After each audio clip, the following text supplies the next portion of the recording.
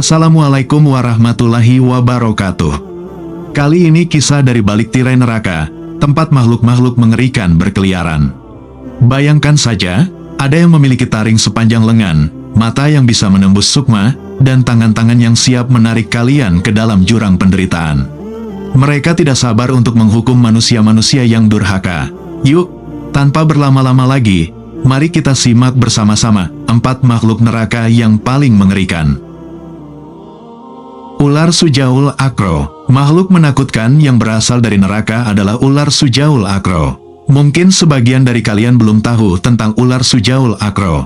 Siapa dia sebenarnya? Dan apa tugasnya? Sujaul Akro adalah nama untuk ular menakutkan yang menjadi pendamping di alam kubur.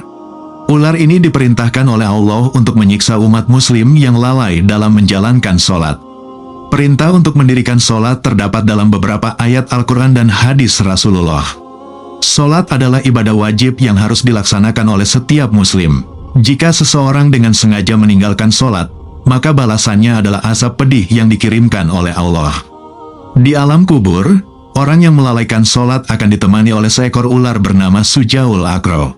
Mengutip buku, Yang Bangkrut dan Yang Untung di Alam Kubur, karya Al-Hafiz Taqiyuddin Al-Jurjani, dijelaskan berbagai hukuman yang akan menimpa orang-orang yang meninggalkan sholat.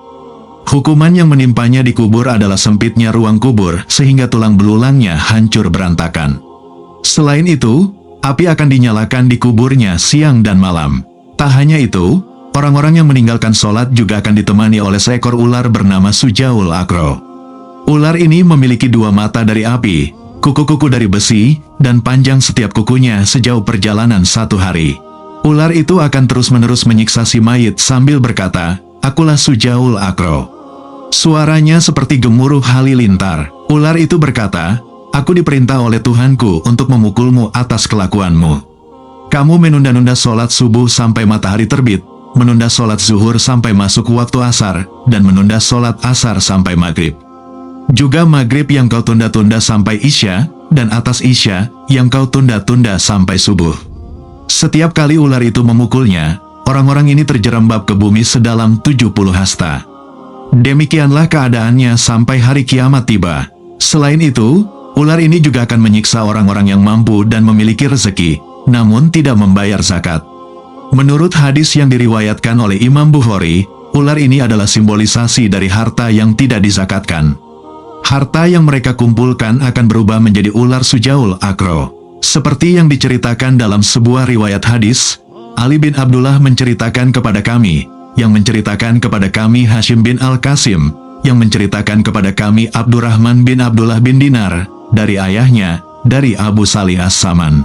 Abu Hurairah menyampaikan bahwa Rasulullah bersabda, "Barang siapa yang Allah berikan harta kepadanya, namun dia tidak mengeluarkan zakatnya, maka pada hari kiamat harta tersebut akan berubah menjadi seekor ular jantan, bertanduk dan memiliki 2 taring. Ular tersebut akan melilit orang itu pada hari kiamat, kemudian memakannya dengan kedua rahangnya. Dengan mulutnya, ular itu berkata, 'Aku adalah harta simpananmu, inilah hartamu.'" Kemudian Nabi Muhammad SAW membaca firman Allah dalam Al-Quran Surat Ali Imran ayat 180 yang berbunyi, "Sekali-kali, janganlah orang-orang yang bakhil dengan harta yang Allah berikan kepada mereka, dari karunia-Nya menyangka."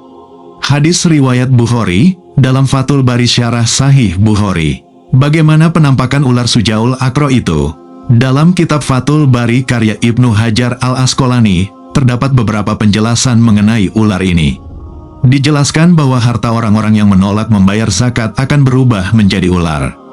Ular tersebut berupa ular jantan yang mampu berdiri di atas ekornya, sehingga mampu menyerang mangsanya. Suja mengacu pada ular besar yang berjenis kelamin jantan. Menurut para ulama, ular ini dapat berdiri di atas ekornya dan menelan mangsanya.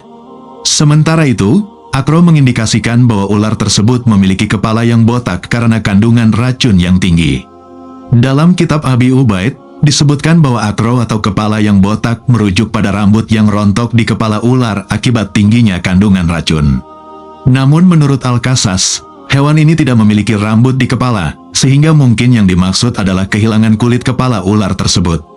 Dalam kitab Tahzib Al-Ansari, dijelaskan bahwa ular dinamakan Akro karena banyaknya racun yang terkumpul di kepalanya, sehingga rambut di kepala ular itu hilang. Nah, bagaimana cara menghindari siksaan dari ular Sujaul Akro? Yuk, mari kita simak beberapa tips berikut ini. Pertama, tunaikan zakat. Ini adalah langkah pertama dan yang paling penting. Kita harus melakukannya dengan ikhlas dan senang hati, karena dengan cara ini, kita juga membersihkan jiwa kita. Kedua, jangan meninggalkan sholat. Sholat adalah obat yang sangat berharga. Dengan menjalankannya secara rutin, insya Allah kita dapat terhindar dari penyakit hati dan siksaan di akhirat. Ketiga, hiduplah dengan kesadaran. Kita harus selalu ingat bahwa setiap tindakan yang kita lakukan di dunia ini akan memiliki konsekuensi di akhirat. Oleh karena itu, kita harus hidup dengan kesadaran penuh dan bertanggung jawab atas setiap tindakan yang kita lakukan. Kedua, jangan meninggalkan sholat. Sholat adalah obat yang sangat berharga. Dengan menjalankannya secara rutin, insya Allah kita dapat terhindar dari penyakit hati dan siksaan di akhirat. Ketiga, hiduplah dengan kesadaran. Kita harus selalu ingat bahwa setiap tindakan yang kita lakukan di dunia ini akan memiliki konsekuensi di akhirat. Oleh karena itu, kita harus hidup dengan kesadaran penuh dan bertanggung jawab atas setiap tindakan yang kita lakukan. Keempat, teruslah belajar dan mengamalkan ilmu.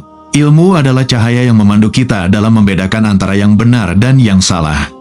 Dengan ilmu, kita dapat membedakan mana yang hak dan mana yang batil. Oleh karena itu, teruslah belajar dan praktikkan ilmu yang bermanfaat. Kelima, lakukan kebaikan kepada sesama. Ini juga sangat penting, karena dengan berbuat baik, sebenarnya kita juga membantu diri sendiri. Kebaikan akan kembali kepada kita, baik di dunia maupun di akhirat. Makhluk seram selanjutnya yang berasal dari neraka adalah ular tinin. Nah, buat kalian yang penasaran, yuk langsung aja kita selami ceritanya. Pertama-tama, siapa sih ular tinin itu? Ular tinin adalah makhluk yang disebutkan dalam beberapa karya literatur Islam sebagai ular raksasa yang memiliki 7 kepala dan berperan dalam menyiksa manusia di alam barzak. Alam barzak adalah tempat di mana manusia menunggu hari kiamat setelah kematian. Ular tinin adalah ular yang Allah Subhanahu wa Ta'ala persiapkan untuk menyiksa orang-orang yang menolak taat kepadanya. Ular ini terdiri dari 99 ekor, dengan 1 ekor memiliki 7 kepala. Setiap kepala dari ular ini akan mencakar, menggigit, dan menyemburkan racun, menyebabkan tubuh yang disiksanya menjadi bengkak dan sangat menyakitkan. Siksaan semacam ini akan berlanjut hingga hari kiamat. Hal ini sebagaimana dijelaskan dalam sebuah hadis dari Abu Hurairah, di mana Rasulullah bersabda bahwa orang mukmin di dalam kuburnya akan merasakan seperti berada di sebuah raudah atau taman, dengan lapangan kuburannya yang luas mencapai 70 hasta, dan kuburannya disinai seperti cahaya bulan purnama. Ketika para sahabat ditanya tentang ayat yang menurunkan hal ini, mereka menjawab bahwa hanya Allah dan Rasul-Nya yang lebih mengetahui. Lalu Nabi berkata, tentang siksa kubur bagi orang kafir di kuburnya, demi jiwaku yang berada di tangannya, sesungguhnya orang kafir akan diserang oleh 99 ekor tinin. Kemudian Nabi bertanya kepada para sahabat, apakah kalian mengetahui apa itu tinin? Para sahabat menjawab, Allah dan Rasul-Nya yang lebih mengetahui. Nabi kemudian melanjutkan, itu adalah 99 ekor tinin, dan setiap seekor ular memiliki 7 kepala. Semua kepala ular tinin meniup-niup pada orang kafir yang dikubur itu, lalu menyengatnya dan merobek-robeknya sampai hari kiamat. Hadis ini diriwayatkan oleh Ibnu Hibban. Imam Al-Ghazali menjelaskan bahwa asap ini merupakan manifestasi dari sifat-sifat tercela seperti kesombongan, kedengkian, iri hati, kecurangan, kebencian, dan sifat-sifat buruk lainnya yang beragam dan bercabang, sehingga akhirnya berujung pada siksaan di alam kubur berupa ular tinin dan jengking. Selain menyiksa orang kafir saat di alam kubur, ternyata ular tinin juga akan menyiksa manusia yang gemar melakukan maksiat selama hidup di dunia. Selain itu, ular tersebut juga akan menyiksa ibu yang menolak untuk menyusui anak-anaknya tanpa alasan yang dibenarkan oleh syariat. Hal ini sebagaimana dijelaskan dalam sebuah hadis, pernah aku melihat para wanita yang dada mereka dicabik-cabik oleh ular-ular yang ganas. Maka aku bertanya, mengapa mereka disiksa? Mereka menjawab, mereka adalah para wanita yang menolak untuk menyusui anak-anaknya tanpa alasan yang syar'i. Ini adalah hadis yang diriwayatkan oleh Al-Hakim. Gambaran mengenai siksaan yang Allah berikan kepada orang kafir melalui ular tinin sungguh mengerikan. Mereka akan menderita dengan penuh kesakitan saat berada di alam kubur. Sebagaimana dijelaskan dalam sebuah hadis dari Abdullah bin Abi Mulaikah, ia berkata, saya mendengar Aisyah radhiyallahu anhu berkata, orang-orang kafir akan disiksa dengan pedih di kuburnya, dicabik-cabik oleh ular ganas yang botak. Kemudian ular tersebut memakan orang itu dari kepala hingga kakinya, namun kemudian orang itu dikembalikan ke bentuk sempurna. Setelah itu, orang itu akan dimakan lagi oleh ular tersebut, dimulai dari arah kaki hingga kepalanya. Kemudian, orang itu akan dikembalikan ke bentuk semula. Selanjutnya, ular akan memakan lagi orang tersebut, kali ini dari arah kepala hingga ke kakinya. Dan proses ini akan terus berulang. Demikianlah pembahasan mengenai ular tinin yang disampaikan dalam hadis riwayat Ibnu Abi Syaibah. Ular ini disiapkan oleh Allah untuk menyiksa orang yang ingkar kepadanya dan tidak pernah mentaati perintahnya. Oleh karena itu, mulailah dari sekarang untuk memperbaiki diri dengan selalu menjalankan perintah-perintah Allah dan menjauhi segala larangannya. Dengan demikian, kita dapat memperoleh ridho Allah sehingga terhindar dari siksaan ular tinin. Dengan mendapatkan nikmat kubur, nikmat di akhirat, dan diizinkan masuk ke dalam surga. Amin. Selanjutnya, makhluk menakutkan yang berada di neraka adalah Zabaniyah. Siapa sebenarnya Zabaniyah, dan apa tugasnya? Zabaniyah adalah nama malaikat yang bertugas menyiksa orang-orang di neraka. Malaikat Zabaniyah digambarkan sebagai sosok yang garang dan sadis. Namanya disebutkan dalam Al-Quran, tepatnya dalam surat Al-Alaq, di mana Allah berfirman, biarlah dia memanggil golongannya untuk menolongnya. Kelak kami akan memanggil malaikat Zabaniyah, yang menjadi penyiksa bagi orang-orang yang berdosa. Al-Quran surat Al-Alaq ayat 17-18 mengatakan, biarlah dia memanggil golongannya untuk menolongnya. Kelak kami akan memanggil Zabaniyah, yang menjadi penyiksa bagi orang-orang yang berdosa.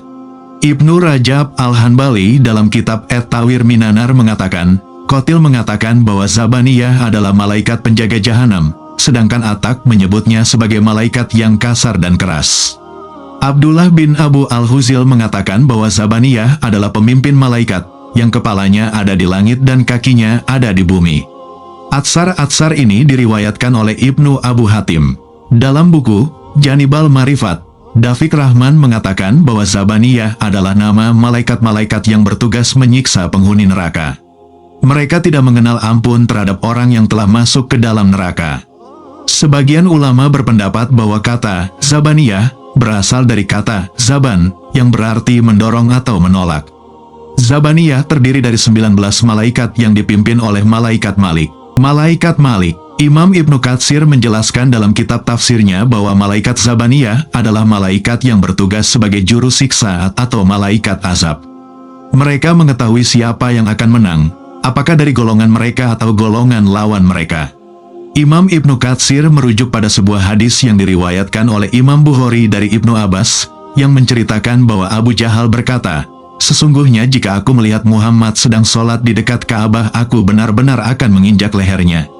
Ancaman ini ditujukan kepada Nabi Muhammad Shallallahu Alaihi Wasallam. Lalu beliau bersabda, sesungguhnya jika dia benar-benar melakukan niatnya, malaikat akan mengambilnya atau menghukumnya. Malaikat Zabaniyah digambarkan memiliki penglihatan yang secepat kilat yang menyambar dan memiliki rupa yang sangat menakutkan. Dikatakan juga bahwa Allah tidak menanamkan rasa belas kasihan dan kelembutan dalam hati mereka, sebesar apapun biar sebesar semut sekalipun yang mereka hadapi. Ini adalah cara bagaimana malaikat Zabaniyah menjalankan tugas mereka. Dalam Mausulah Al-Hukum Al-Islamiyah karya Syekh Sa'ad Yusuf Mahmud Abu Aziz disebutkan bahwa orang-orang durhaka yang berada di neraka akan didatangi oleh malaikat Zabaniyah. Malaikat-malaikat ini akan berkata, mana Fulan bin Fulan yang suka menganggap remeh Allah? Dia menghabiskan umurnya di dunia dengan mengada-ada dan meremehkan tugas-tugasnya. Kemudian, para malaikat Zabaniyah segera mendekatinya dengan membawa cemeti-cemeti atau cambuk dari api neraka. Syekh Sa'ad Yusuf Mahmud Abu Aziz mengatakan bahwa mereka mengancam orang itu dengan ancaman yang dahsyat, menggiringnya menuju azab yang mengerikan, dan mengembalikannya ke dasar neraka jahanam. Selanjutnya, malaikat Zabaniyah akan menempatkan orang tersebut di sebuah tempat yang sempit, dengan jalan yang gelap dan tidak diketahui bahayanya. Mereka menetap di sana selamanya, dikelilingi oleh api neraka yang menyala, diiringi oleh api neraka yang menyala. Selanjutnya, terdapat makhluk yang berasal dari Jahanam, neraka yang paling dalam, yang bernama Huraisi. Huraisi memiliki ukuran yang sangat besar, tinggi tubuhnya menjangkau bumi dan langit, sedangkan besarnya mampu menjangkau dari kutub barat hingga kutub timur. Nabi Muhammad SAW pernah berkisah tentang hewan yang menjadi penghuni neraka yang mengerikan, bernama Huraisi. Konon, ukuran makhluk tersebut membentang dari langit sampai bumi, dan jaraknya dari batas barat hingga batas timur. Huraisi dikisahkan akan membinasakan dan memburu makhluk di bumi. Malaikat Jibril pernah bertanya kepada Huraisi tentang siapa saja yang akan makhluk itu buru. "Wahai Huraisi, kamu hendak kemana dan hendak mencari siapa?" Huraisi menjawab, "Aku mencari 5 jenis orang." Tanya sembari pergi, "Lantas siapakah 5 jenis orang yang dimaksud Huraisi untuk hendak ia buru?" Yang pertama adalah orang yang melalaikan sholat. Huraisi akan memburu orang-orang yang meninggalkan sholat, sebab orang-orang semacam itu sejatinya adalah orang yang merugi di dunia. Kemudian, golongan orang yang enggan berzakat.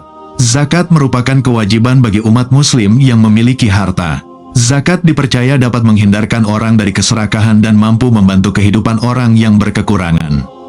Huraisi akan mencari orang-orang yang enggan mengeluarkan zakat. Huraisi juga akan memburu anak durhaka. Jasa orang tua kepada anak memiliki makna yang sangat besar, tetapi tak jarang ditemukan banyak anak yang durhaka kepada sang orang tua. Huraisi akan memburu para anak yang durhaka kepada orang tuanya.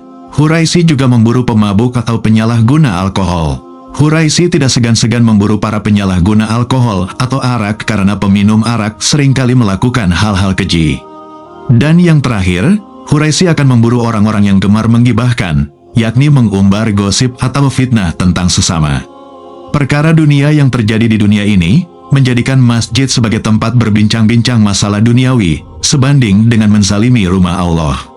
Itulah 5 macam manusia yang menjadi incaran Huraisi, makhluk yang begitu menyeramkan dengan ukuran yang tak terduga, yang tak mungkin kita mampu melawan hewan jenis itu.